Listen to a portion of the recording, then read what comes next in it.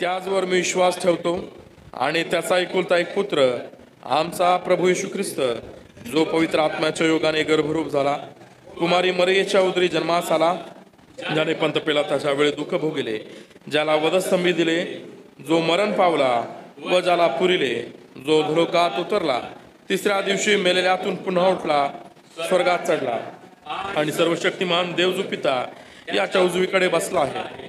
तेथून जिवंतांचा व मेलेल्यांचा न्याय करावयास जो येणार आहे, त्याचवर मी विश्वास ठेवतो.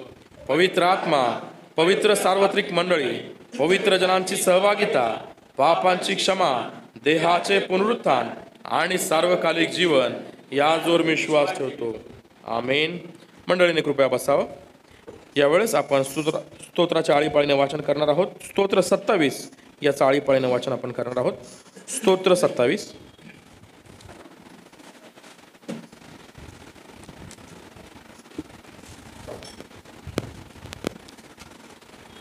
स्तोत्र 27 आपण आळीपाळीने वाचूया. परमेश्वर माझा प्रकाश आणि माझे तारण आहे.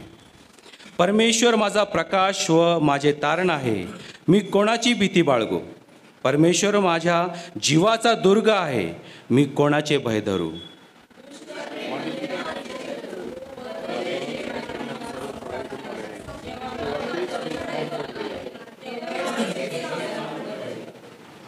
सैन्याने माझ्या पुढे ठाणे दिले तरी माझे हृदय कचणार नाही.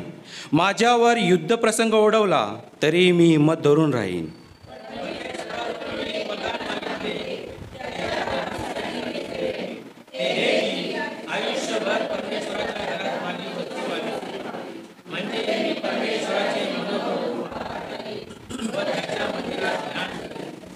कारण विपत्काली मला तो आपल्या मंडपात लपवून ठेवील. मला तो आपल्या डेऱ्याच्या गुप्तस्थळी ठेवील. तो मला खडकावरून उचलून ठेवील.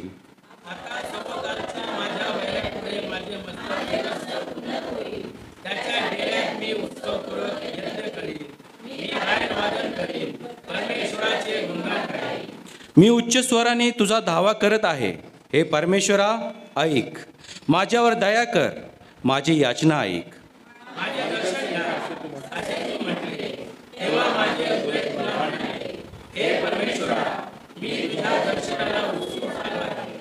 तू आपले मुख माझ्या दृष्टीआड करू नको. आपल्या सेवकाला रागाने दूर घालवू नकोस. तू माझे सहाय्य होत आला आहेस. हे माझ्या उद्धारक देवा, माझा त्याग करू नकोस, मला सोडू नकोस.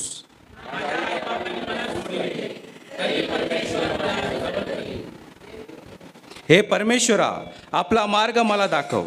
लोक माझ्या पातळीवर बसले आहेत, पाळतीवर बसले आहेत, म्हणून मला धोपट मार्गाने ने.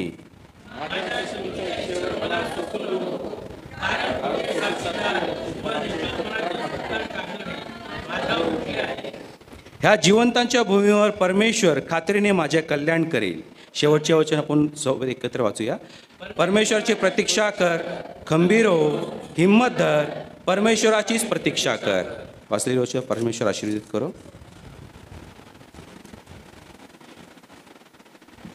जुन्या करारातून शास्त्र भागाचे वाचन आपण करणार आहोत. उत्पत्तीचा ग्रंथ याचा 11वा अध्याय आणि त्यातली 1 ते 9 वचनं. उत्पत्ती 11, 1 ते 9.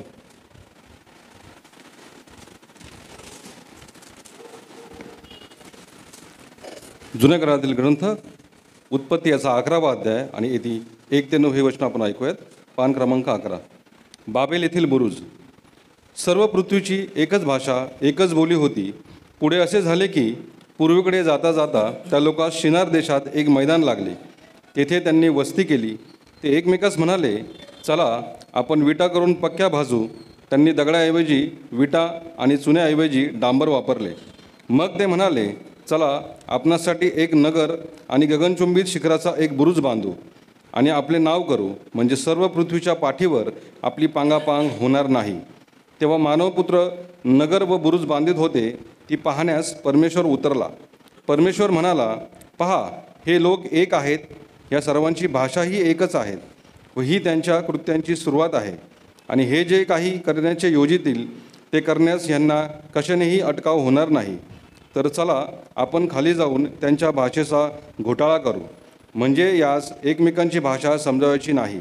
नंतर परमेश्वराने तेथून त्यास सर्व पृथ्वीच्या पाठीवर पांगविले, ह्याप्रमाणे त्यांचे नगर बांधावयाचे राहिले. म्हणून त्या नगराचे नाव बाबेल असे पडले, कारण त्या ठिकाणी परमेश्वराने सगळ्या पृथ्वीच्या भाषेचा घोटाळा करून तेथून त्यास सर्व पृथ्वीच्या पाठीवर पांगविले. आमेन.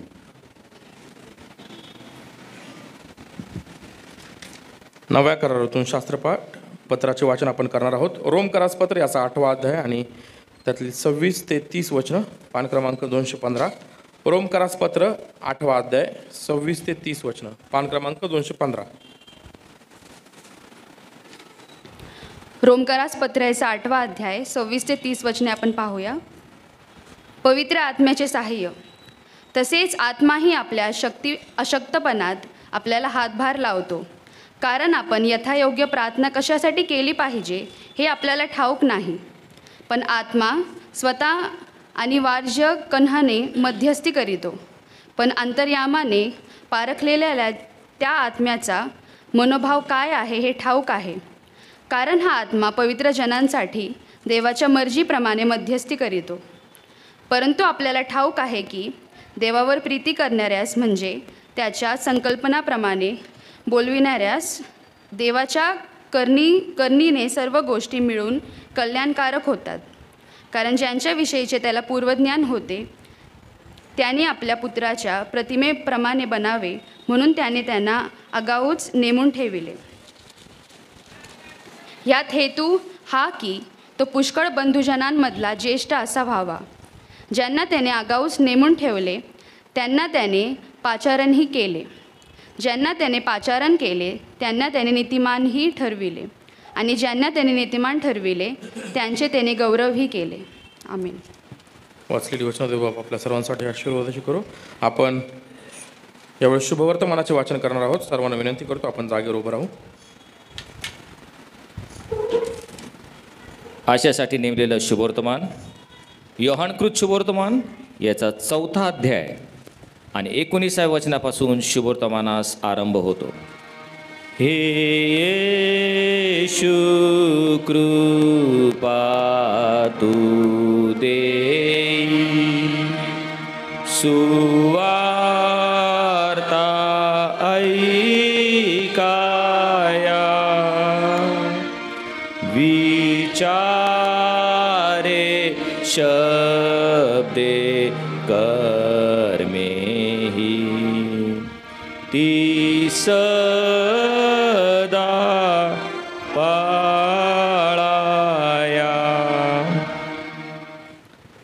ती स्त्री त्याला म्हणजे येशूला म्हणाली, महाराज, आपण संदेशचे आहात हे आता मला समजले. आमच्या पूर्वजांनी ह्याच डोंगरावर उपासना केली आणि तुम्ही म्हणता जेथे उपासना केली पाहिजे ते स्थान यरुशलेमेत आहे.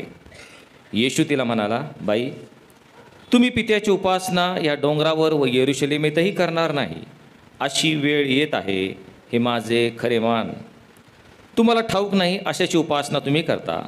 आम्हाला ठाऊक आहे अशाची उपासना आम्ही करतो, कारण यहुद्यातूनच तारण आहे. तरी खरे उपासक आत्म्याने व खरेपणाने पित्याची उपासना करतील अशी वेळ येत आहे, किंबहुना आलीच आहे. कारण आपले उपासक असे असावे अशीच पित्याची इच्छा आहे. देव आत्मा आहे आणि त्याच्या उपासकांनी त्याची उपासना आत्म्याने व खरेपणाने केली पाहिजे. ती स्त्री त्याला म्हणाली, मशिहा, ज्याला ख्रिस्त म्हणतात ते येणार आहे हे मला ठाऊक आहे. तो आल्यावर आम्हाला सर्व गोष्टी सांगेल.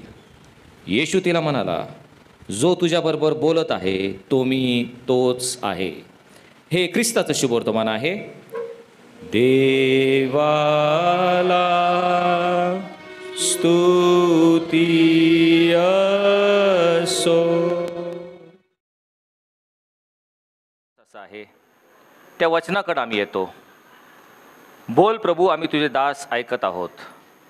आम्हाला ऐकणारे कान, समजणारं मन आणि त्याप्रमाणे कृती करणारा अंतःकरण तू द्यावंस असे आम्ही तुझ्याकडं प्रार्थना करतो. धन्यवाद प्रभू येशू ख्रिस्त, याच्या नावाने मागितलं म्हणून तो ऐक. आमेन. आवाज थोडंसं. आत्ताच जे सुंदरसं गीत आपण ऐकलं, कवी म्हणतो, कळतेस आसवां प्रभूला आसवांची सर्व भाषा. आज जो विषय ज्याच्यावर आपण मनन करणार आहोत आणि तो विषय आहे परमेश्वराची भाषा. परमेश्वराची भाषा या विषयावर आज आपण थोड्या वेळ चिंतन करणार आहोत. आत्ताच आपण ऐकलं की आपल्या फक्त भारत देशामध्ये अधिकृतपणे जर म्हटलं तर 22 भाषा अधिकृतपणे बोलल्या जातात. आपल्या भारताचे जे संविधान आहे, संविधानाने जी मान्यता दिलेली आहे, 22 भाषा अधिकृत आहेत आणि 1600पेक्षा अधिक बोली भाषा भारतामध्ये, फक्त भारतामध्ये बोलल्या जातात. जगभरातून जर तुम्ही पाहिलं तर 6500पेक्षा अधिक भाषा बोलल्या जातात आणि देवाचे लोक, देवाची मंडळी संपूर्ण जगभरामध्ये विखरलेले आहे आणि प्रत्येकजण आपापल्या भाषेमध्ये परमेश्वराची आराधना करते, उपासना करते, त्याचं गौरव करत असते. मग प्रश्न असा पडतो, 6500 भाषांमधून ज्यावेळेस ही आराधना उपासना परमेश्वराला जाते त्यावेळेस परमेश्वराला ह्या भाषा समजत असतील का? 6500 भाषा ह्यातून परमेश्वराची आराधना उपासना केली जाते. अर्थात आमचा परमेश्वर सर्वज्ञानी, सर्व समर्थ, सर्व शक्तिमान, सर्व व्यापी परमेश्वर आहे, त्याला सर्व भाषा येतात. परंतु दुसरा प्रश्न पडतो, मग परमेश्वराची आवडती भाषा कोणती असेल? 6500 भाषांमधली परमेश्वराची आवडती भाषा कोणती? आम्ही सर्वजण मराठीमध्ये परमेश्वराची उपकारस्तुती करत आहोत. ही परमेश्वराची उपकारस्तुती मराठीमधून करत असताना परमेश्वराला मराठी भाषा सगळ्यात जास्त आवडत असेल का? मराठीमधली केलेली उपासना किंवा पुणे शहरामध्ये जर आपण पाहिलं तर भिन्न भिन्न भाषांमध्ये परमेश्वराची आराधना केली जाते. इंग्लिश चर्च आहे, आपल्याला माहिती इंग्लिश चर्चेस आहेत, काही ठिकाणी हिंदी चर्चेस आहेत, मल्याळी, तमिळ, तेलुगू चर्चेस, उर्दू चर्चेस आहेत. कितीतरी भाषांमध्ये परमेश्वराची उपकारस्तुती आराधना केली जाते. परमेश्वराला आवडणारी भाषा कोणती? याच्यावर थोड्या वेळा आपण आज विचार करणार आहोत. जुन्या करारात जर आपण पाहिलं तर मुख्यतः जुन्या करारामध्ये इब्री भाषा यहुदी लोक बोलत असत. जुना करार इब्री भाषामध्ये लिहिला गेलेला आहे. म्हणजे देवाचे सेवक ज्यावेळेस परमेश्वराने त्यांना पाचारण केलं, उदाहरणार्थ मोशे, होरे पर्वतावर जळतं झुडूप मोशेने पाहिलं आणि ज्यावेळेस त्या जवळ गेला परमेश्वर जळत्या झुडूपातून त्याशी बोलत आहे. तो त्याला म्हटला मोशे मोशे. हे शब्द इब्री भाषेतले आहेत. मोशेची बोली भाषा इब्री होती आणि म्हणून इब्री भाषेमधून परमेश्वर त्याच्याशी बोलत होता. शमूएल बाळाची कथा आपल्या सर्वांना ठाऊक आहे. त्याची आई हन्ना यांनी एली याजक याच्याबरोबर मंदिरामध्ये समर्पित केलेला शमूएल, आणि या लहान शमूएलाला परमेश्वराने हाक मारली, शमूएला शमूएला. आणि 3 वेळा असं झालं आणि तो आला, वाटलं एलिया बोलवत आहे. प्रत्यक्ष परमेश्वर त्याच्याशी बोलत होता. ती इब्री भाषा होती, कारण त्यावेळेस इब्री भाषा प्रचलित होती. परमेश्वर त्याच्याशी इब्री भाषेमध्ये बोलत होता. जसंच आपण नवीन करारामध्ये येतो, नवीन करारामध्ये त्या काळामध्ये ग्रीक भाषा प्रचलित होती. संपूर्ण जगभरातून ग्रीक बोललं जात असत. परंतु मुख्यतः प्रभू येशू ख्रिस्त आणि त्याचे सर्व शिष्य यांची बोली भाषा ॲरेमिक ही भाषा होती. ॲरेमिक भाषेमध्ये ते बोलत होते आणि म्हणून नवीन करारातला काही भाग ॲरेमिक, ग्रीक आणि लॅटिन या 3 भाषांमध्ये लिहिलेला गेलेला आपल्याला दिसत आहे. मग नवीन करारामध्ये लॅटिन भाषा किंवा ॲरेमिक भाषा होती. मग परमेश्वराला आवडणारी भाषा कोणती? चला थोडंसं आपल्याला इतिहासामध्ये जावं लागेल आणि भाषेचा आरंभ झाला कुठून हे आपल्याला पाहावं लागेल. त्यासाठी आपल्याला मानवजातीच्या इतिहासामध्ये आजपासून 4000 वर्ष पूर्वी भूतकाळामध्ये डोकावं लागणार आहे.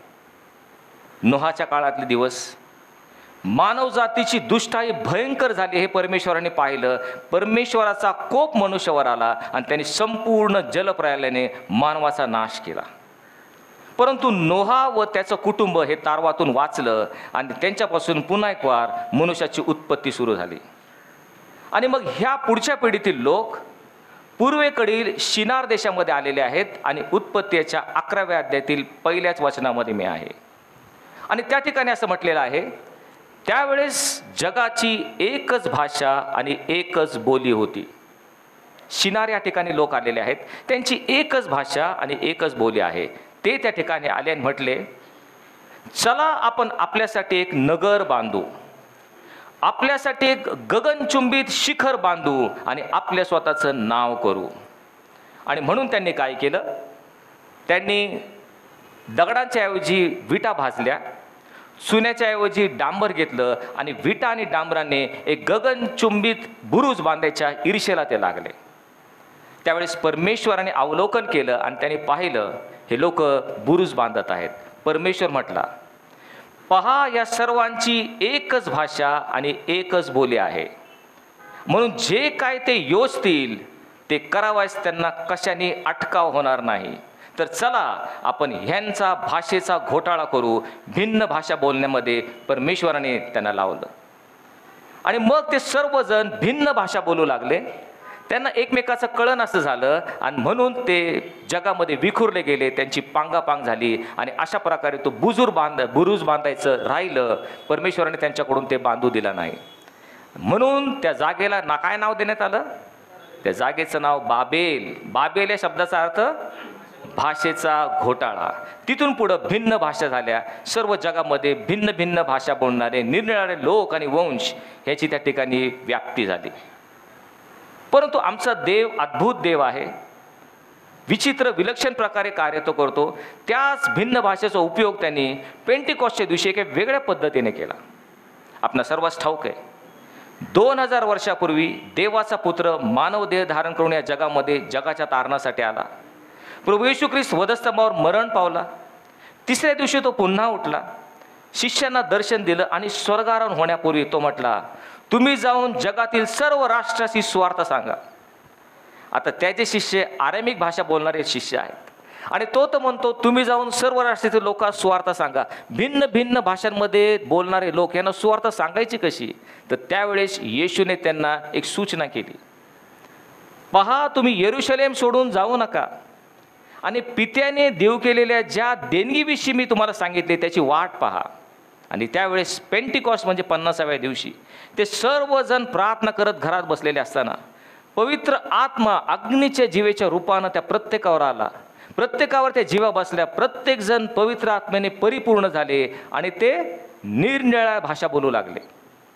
ह्याचं का अगत्य होतं, का त्याची गरज होती? कारण असं म्हटलेलं आहे, त्यावेळेस आकाशाखालील जगाच्या पाठीवर जे सर्व राष्ट्र होते त्या प्रत्येक राष्ट्रातील एक भक्तिमान यहुदी त्या ठिकाणी हजर होता. त्या प्रत्येकाला आपापल्या भाषेमध्ये ही सुवार्थ सांगण्यात आली आणि त्यांनी जाऊन आपल्या देशामध्ये येशू ख्रिस्ताची सुवार्थ आपापल्या भाषेमध्ये सांगितली. अशा प्रकारे परमेश्वराने वेगवेगळ्या वेळेस या भिन्न भाषेचा उपयोग करून घेतला.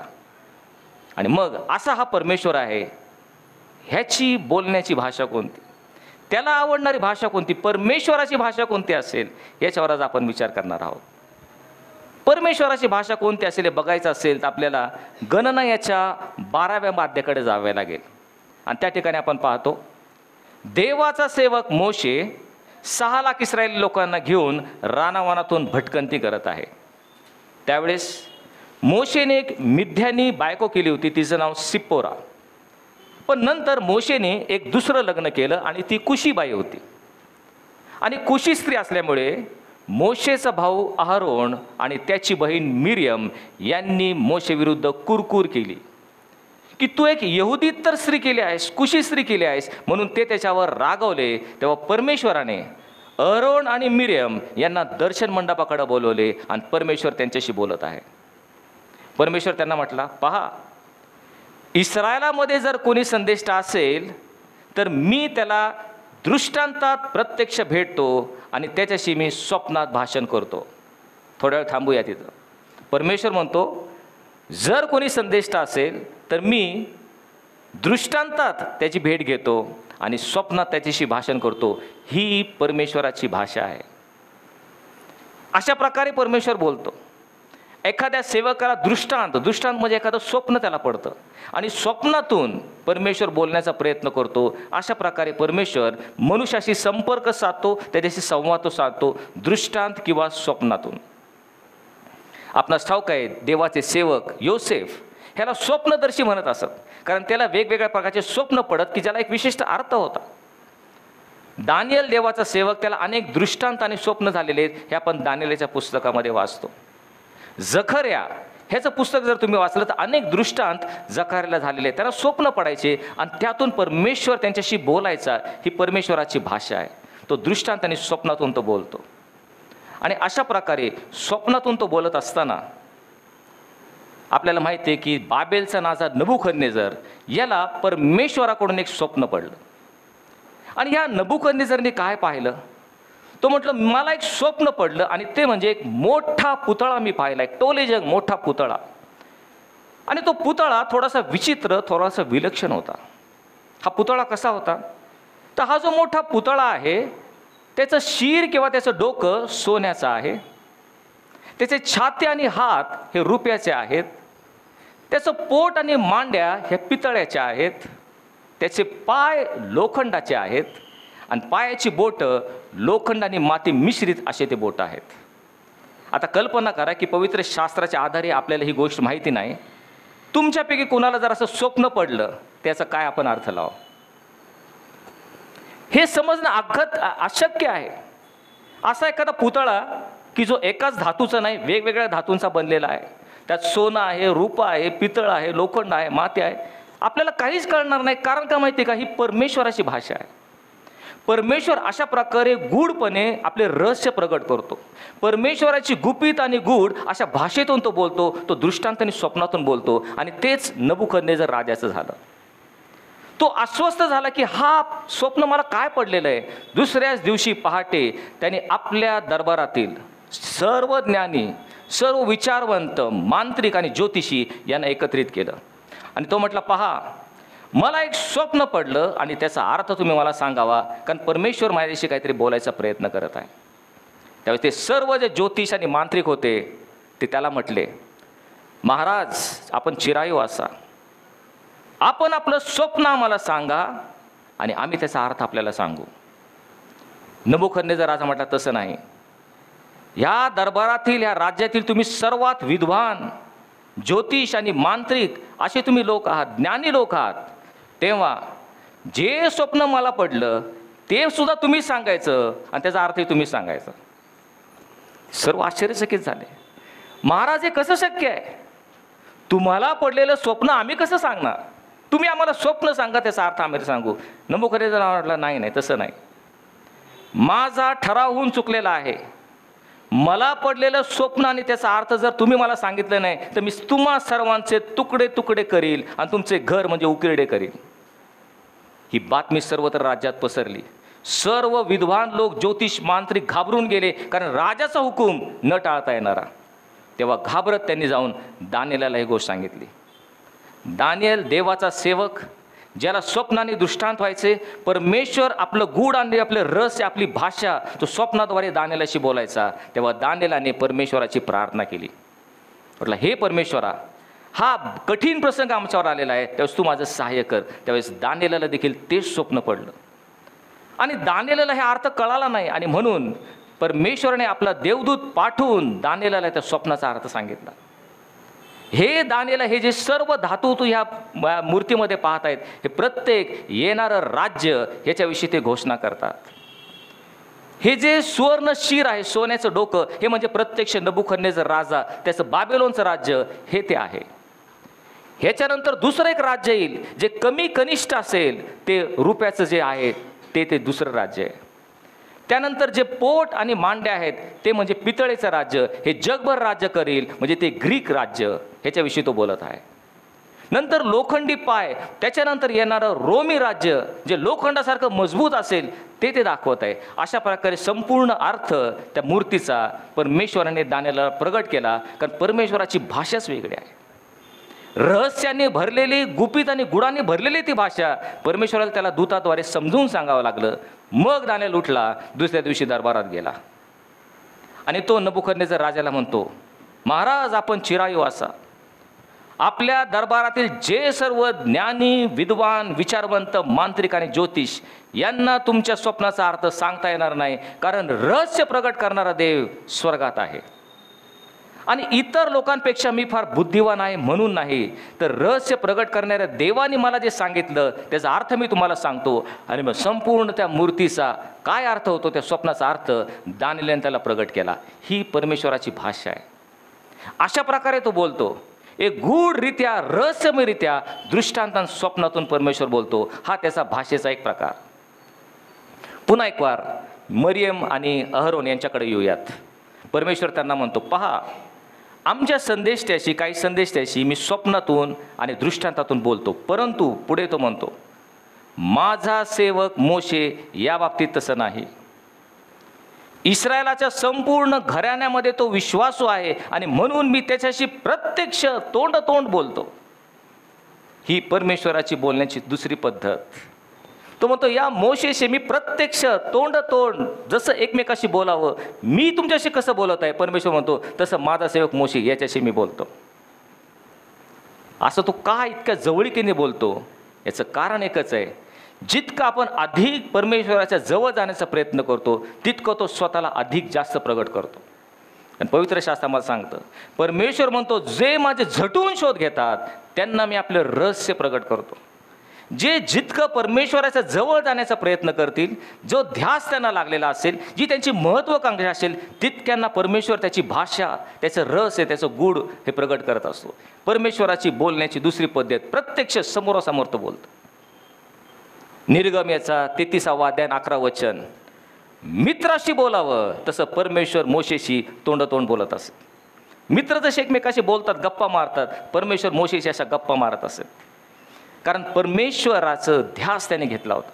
मला परमेश्वराच्या जवळ जायचं ही ह्या मोशेची एक महत्त्वाकांक्षा होती.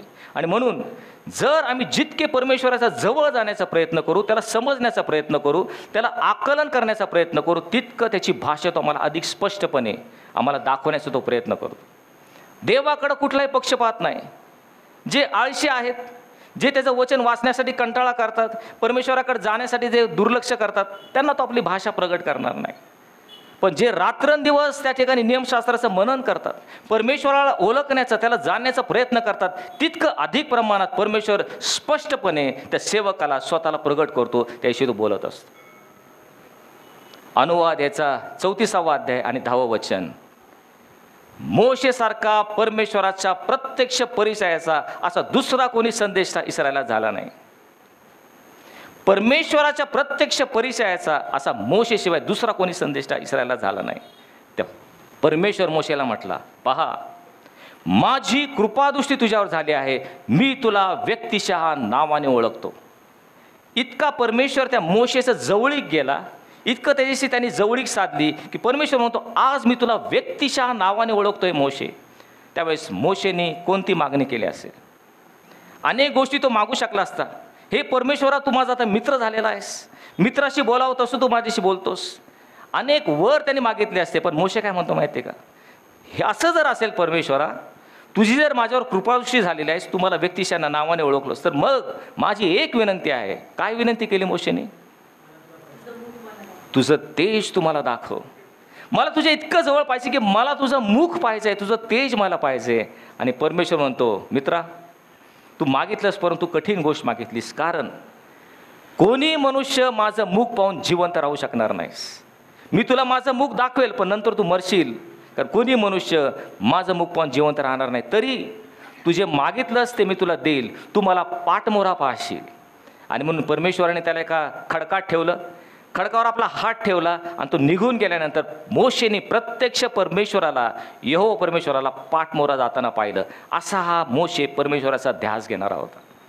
आणि म्हणून लक्षात घ्या प्रियानो, जर तुम्हाला परमेश्वराची भाषा ओळखायची असेल, जाणायची असेल, परमेश्वराची हितगुज करायचं असेल, परमेश्वराचे गूढ रहस्य गुपित जाणून घ्यायचे असतील, त्याच्याशी जवळीक साधली पाहिजे.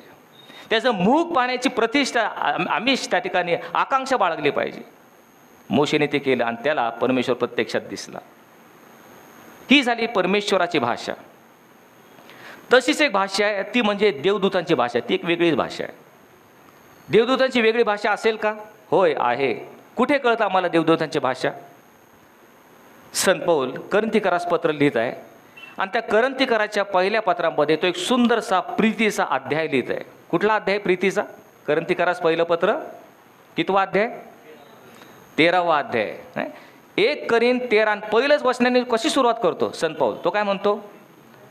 मला माणसांची आणि देवदूतांची भाषा येत असली, पण माझ्या ठाई प्रीती नसली तर मी वाजणारी थाळी आणि झणझणारी झांज असा आहे. तो काय म्हणतो? मला माणसांची भाषा आणि देवदूतांची भाषा येत असली. देवदूतांची एक वेगळी भाषा आहे. आम्ही जसं माणसांची भाषा बोलतो तसं देवदूत आपापली भाषा त्यांच्या पद्धतीने बोलतात. ती देखील एक वेगळी भाषा आहे. जशी परमेश्वराची एक भाषा आहे, देवदूतांची एक भाषा आहे, त्याचप्रमाणे दुरात्मे आहेत, दुष्ट आत्मे आहेत, भूत आहेत, त्यांची देखील एक वेगळी भाषा आहे. तुम्हाला माहिती आहे, हे जे जादूगर आहेत, जादूटोणा करणारे, काळी जादू करणारे, ते वेगळी भाषा बोलत असतात. आपल्याला ती भाषा समजत नाही. तुम्ही जर कधी पाहिलं असेल त्यांना, तर ते काय करतात, त्यांच्याकडे काही मंत्र असतात, काही हातवारे ते करतात, प्लॅन्चेट म्हणून जे आत्म्याला बोलवलं जातं, एक वेगळ्या भाषेमध्ये ते बोलतात. म्हणजे प्रत्येकाची भाषा भिन्न आहे. जशी मनुष्याची भाषा आहे, तसं परमेश्वराची देखील एक वेगळी भाषा आहे. मग परमेश्वर कोणत्या भाषेमध्ये बोलतो? त्यासाठी आपण पाहतो की आपण मनुष्य, आपण कसे बोलतो? आपली एक वेगळी भाषा आहे. ती भाषा म्हणजे शब्दांनी जोडलेली भाषा आहे. आम्हाला परमेश्वराने तोंड दिलेलं आहे आणि म्हणून या तोंडातून आम्ही शब्द काढतो.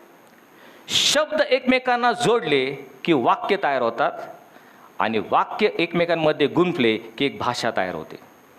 आणि ही झाली मनुष्याची भाषा. जे शरीर आम्हाला दिलेलं आहे, जी बुद्धी आम्हाला दिली, त्यामध्ये आम्ही विचार करतो. विचार केल्यानंतर तोंडाद्वारे, जिभेने आम्ही शब्द बोलतो. ते शब्द एकत्रित केले की वाक्य होतात आणि वाक्य एकत्रित जोडले की भाषा होते. आणि अशा प्रकारे मनुष्य बोलत असतो. हे मनुष्याचं स्वरूप आहे आणि म्हणून अशा प्रकारे तो बोलतो. मग जर परमेश्वराची भाषा समजायची असेल तर परमेश्वराचं स्वरूप आम्ही जाणलं पाहिजे, तर आम्हाला त्याची भाषा समजेल.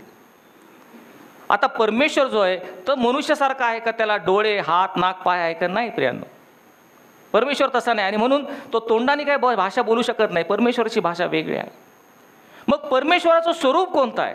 तो कसा दिसतो?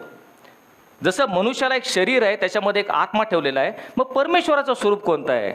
तर पवित्र शास्त्र आम्हाला सांगतं, देव आत्मा आहे. परमेश्वर आत्मा आहे आणि आत्म्याला शरीरासारखा कुठलाही आकार नसतो. आत्म्याला कुठलाही साचा नसतो. आत्मा एक शक्ती आहे. आणि परमेश्वर जर आत्मा आहे तर मग परमेश्वराला आत्म्याची भाषा समजते. ही परमेश्वराची भाषा आहे. देव आत्मा आहे आणि म्हणून त्या परमेश्वराला केवळ आत्म्याची भाषा समजते. हे आम्ही लक्षात घेतलं पाहिजे. आत्म्याच्या भाषेमध्ये तो बोलतो. आत्म्याची भाषा त्याला आकलन होते. परमेश्वराने एदेन बागेत मातीचा मनुष्य घडवला आणि त्यामध्ये आपला श्वास फुंकला असं म्हटलं आहे. तेव्हा तो मनुष्य जीवधारी प्राणी झाला. हा परमेश्वराने मनुष्यामध्ये फुंकलेला श्वास म्हणजे त्याचा आत्मा आहे. आणि म्हणून आम्हाला प्रत्येकाला एक शरीर आहे आणि शरीरामध्ये एक आत्मा त्याने ठेवलेला आहे. आमचा आत्मा परमेश्वराच्या आत्म्याशी बोलतो, कारण आत्मा आत्म्याशी बोलू शकतो. म्हणून देव जर आत्मा असेल तर त्या परमेश्वराला, देवाला आत्म्याची भाषा कळते. संपूर्ण प्राणी जर आपण पाहिलं या भूतलावर अनेक प्राणी आहेत, त्यातला मनुष्य सर्वात उच्च प्रतिष्ठित प्राणी आहे. केवळ मनुष्य असा एकमेव प्राणी आहे की जो देवाशी संपर्क साधू शकतो, त्याची प्रार्थना करतो, त्याची उपासना करतो, आराधना करतो. आमच्या खालचे जे प्राणी आहेत, कुत्रा आहे, मांजर आहे, हत्ती आहे, गाढव आहे, हे कधी प्रार्थना करताना तुम्ही पाहिलेत का देवाची? का बरं ते प्रार्थना करू शकत नाही? काय कारण असेल? कारण त्यांच्यामध्ये आत्मा नाही आहे. केवळ परमेश्वराने आदामामध्ये श्वास फुंकला, त्याच्यामध्ये आत्मा आला आणि म्हणून ते परमेश्वराशी संपर्क साधू शकतात. खालच्या प्राण्यांमध्ये आत्मा नाही आणि म्हणून ते परमेश्वराशी बोलू शकत नाही. म्हणून परमेश्वराची भाषा कोणती? आत्म्याची भाषा आहे.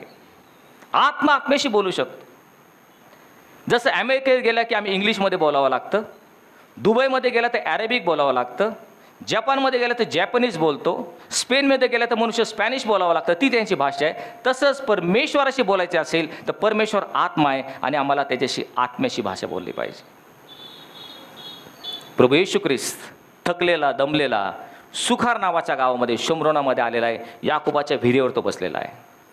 आणि त्यावेळेस एक शमरोनी स्त्री तिथे आली आणि तिने त्याच्याकडं पाणी मागितलं आणि मग त्यांचं संभाषण चालू झालं. ती शमरोनी स्त्री हिने ओळखलं नाही की येशू ख्रिस्त कोण आहे आणि ती म्हणती, तुम्ही जे यहुदी आहात ते आम्हाला शमरोनी लोकांना म्हणता की तुम्ही या मंदिरामध्ये, या डोंगरावर उपासना करायची नाही. उपासना करण्याचं ठिकाण यरूशलेमेचं मंदिर आहे.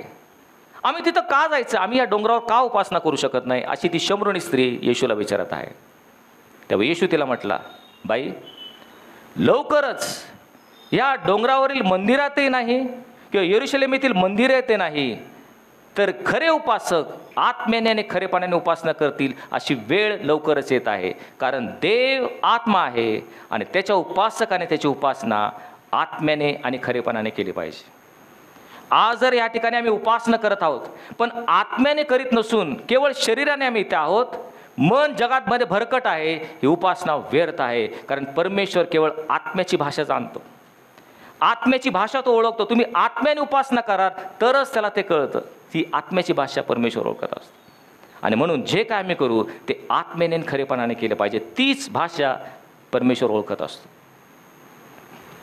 ज्यावेळेस मंडळीची वाढ होऊ लागली, पहिल्या शतकातील मंडळी, पवित्र आत्मा त्यांच्यावर आला आणि दररोज त्यांच्यामध्ये अनेक लोकांची भर पडत असे, तेव्हा त्या मंदिरामध्ये प्रीतिभोजन होत असताना लोकांना व्यवस्थितपणे अन्न वाढलं जात नव्हतं. जे हेल्लेनी लोक, यहुदी तर लोक, जे यहुदी झालेत, त्यांच्याकडं हे लोक दुर्लक्ष करायचे. आपले जे बंधू आहेत, यहुदी लोक आहेत, त्यांना अन्न वाढायचे, आणि बाकीचे जे यहुदी तर विधवा आहेत त्यांना मात्र अन्न वाढत नसत, त्यांच्याकडे दुर्लक्ष करत असत. ही कुरकूर प्रेषितांपर्यंत गेली. आणि प्रेषित जे मंडळीचा कारभार पाहत होते ते म्हटले, आम्ही देवाचं वचन सांगायचं सोडून पंक्ती सेवा करावी, म्हणजे जेवण वाढायचं काम करावं, हे योग्य नाही. तर तुमच्यातून 7 जण निवडा की जे पंक्ती सेवा करतील किंवा प्रीतिभोजन वाढण्याचं काम करतील. आता हे 7 जण कसे निवडायचे ह्याचे काय अटी त्या प्रेषितांनी सांगितल्या. कल्पना करा की तीच आपली मंडळी आहे, मोठी मंडळी आहे.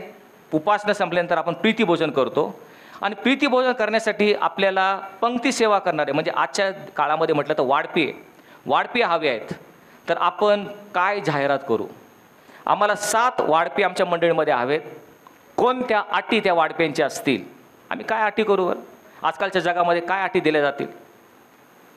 तो मनुष्य, ती व्यक्ती साधारण प्रौढ असावी, कारण हे लहान मुलाचं काम नाही आहे. 20-22 वर्षाचा पुढचा तो व्यक्ती असावा, अशी पहिली अट असेल.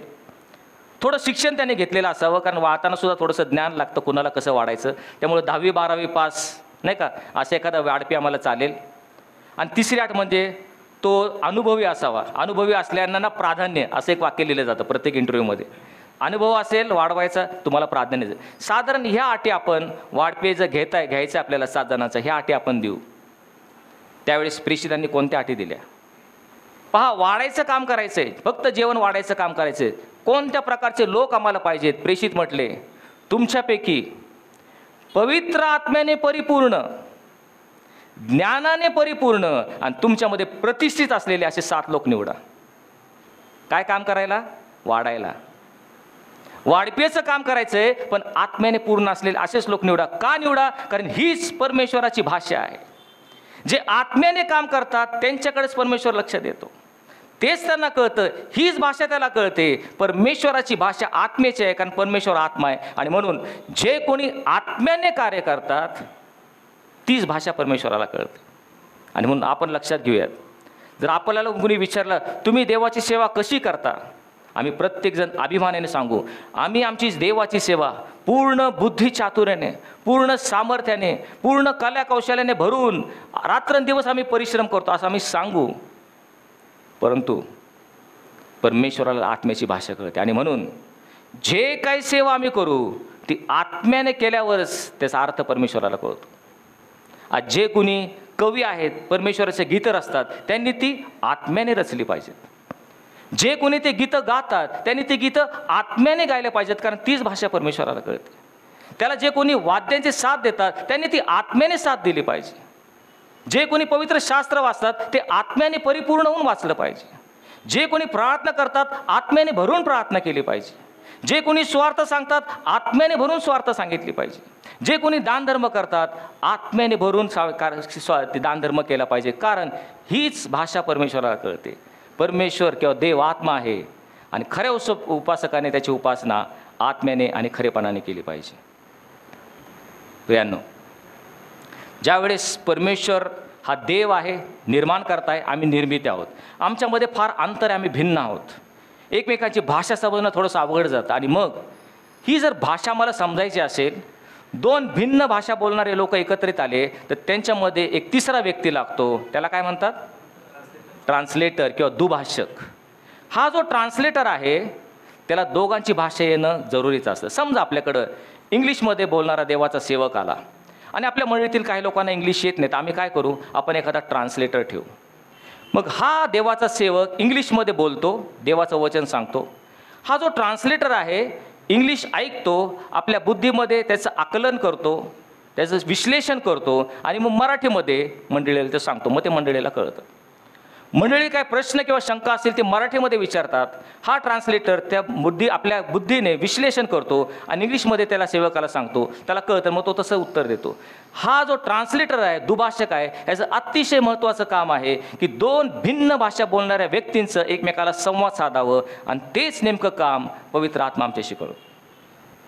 हा पवित्र आत्मा आम्हाला कशासाठी ठेवलेला आहे? आमच्या मनुष्याच्या शरीरामध्ये पवित्र आत्मा आहे. कारण संत पाऊल म्हणतो, तुमचं शरीर हा देवाचा जो पवित्र आत्मा याचं मंदिर आहे, तुम्हाला ठाऊक नाही काय?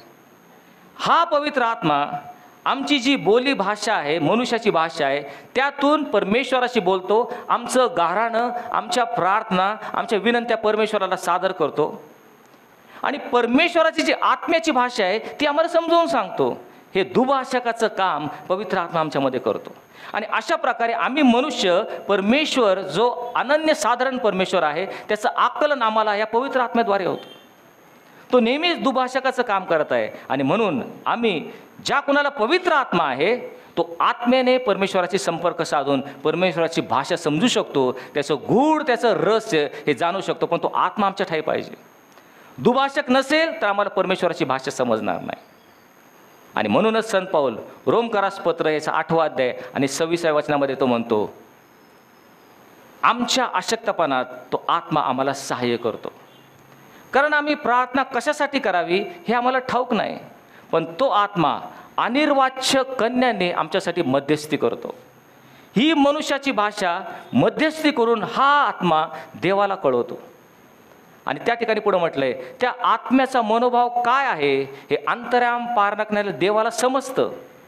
कारण तो आत्मा देवाच्या मर्जीप्रमाणे पवित्र जनांसाठी मध्यस्थी करतो. हे त्या आत्म्याचं काम आहे. आमच्या विनंत्या मध्यस्थी परमेश्वराला सादर करायच्या. परमेश्वर आत्म्याद्वारे आमची भाषा ऐकतो, त्याला कळते. आणि परमेश्वराचं जे उत्तर आहे, जे रहस्य आणि गूढ आहेत, ते तो पवित्र आत्मा आम्हाला आमच्या बुद्धीला पटेल अशा प्रमाणात सांगतो. हे पवित्र आत्म्याचं काम आहे. आणि म्हणून आजपासून आपण लक्षात ठेवूयात, आमची आणि परमेश्वराची भाषा भिन्न आहे. परमेश्वर हा आत्मा आहे, आत्म्याची भाषा त्याला कळते. आणि म्हणून एकच त्याला विनंती करूया, हे परमेश्वरा, आजपासून तुझ्या पवित्र आत्म्याने भरून तुझ्या पवित्र आत्म्याने मला चालव. म्हणजे जो देव आहे, ज्याची अन्य भाषा आहे, ती मला समजेल आणि मी त्याला विनंती करू शकेल आणि तो मला उत्तर दिलं की ते मला समजेल. आणि म्हणून इथून पुढं पवित्र आत्म्याच्या प्रेरणेने चालू, म्हणजे परमेश्वराची भाषा, त्याचे रहस्य आणि गूढ समजायला आम्हाला मदत होईल. प्रार्थना करूया. प्रभू, तू आपलं रहस्य आज आम्हाला प्रगट केलं आहेस. परमेश्वर आत्मा आहे आणि आम्ही उपासना आत्मेने खरेपणाने केली पाहिजे. तुझी भाषा, तुझं रहस्य आम्हाला समजावं. कारण तू म्हणतोस, पृथ्वीच्या वर जसं आकाश आहे तसे माझे कल्पना आणि माझे विचार तुमच्यापेक्षा भिन्न आहेत. प्रभू, तू अनन्यसाधारण देव आहेस. तुझं आकलन आम्हाला होणं अशक्य आहे, पण तुझा आत्मा, तुझा अंश तू आमच्यामध्ये ठेवला आहेस आणि त्याच्याद्वारे तुझी भाषा आम्हाला समजावी, त्यामध्ये आम्ही तुझी उपकारस्तुती करावी. आणि प्रभू, तुझं उत्तर आम्हाला त्या पवित्र आत्म्याद्वारे मिळावं यासाठी मग प्रत्येकाला तू सहाय्य कर. धन्यवाद प्रभू येशू ख्रिस्त, याच्या नावाने मागितलं म्हणून तो ऐक. आमेन.